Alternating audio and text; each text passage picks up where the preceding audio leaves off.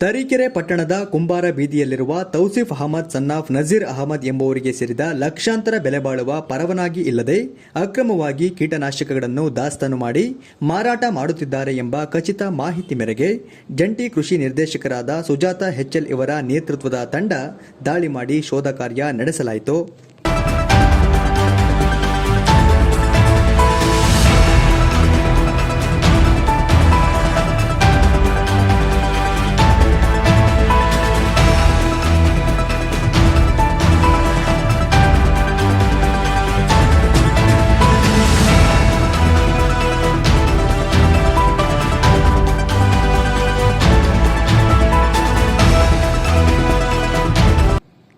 ಈ ಸಂದರ್ಭದಲ್ಲಿ 6 ಕಂಪನಿಗಳಿಗೆ ಸೇರಿದ ಒಟ್ಟು 5,71,000 ಮೌಲ್ಯದ ಕೀಟನಾಶಕಗಳನ್ನು ಅಕ್ರಮವಾಗಿ ದಾಸ್ತಾನು ಮಾಡಿರುವುದು ಕಂಡುಬಂದಿದ್ದು, ಅಕ್ರಮವಾಗಿ ದಾಸ್ತಾನು ಮಾಡಲಾಗಿದ್ದ ಕೀಟನಾಶಕಗಳನ್ನು ಜಪ್ತಿ ಮಾಡಿ ನ್ಯಾಯಾಲಯದಲ್ಲಿ ಕ್ರಿಮಿನಲ್ ಮೊಕದ್ದಮೆಯನ್ನು ಹೂಡಲು ಕ್ರಮವಹಿಸಲಾಗಿದೆ.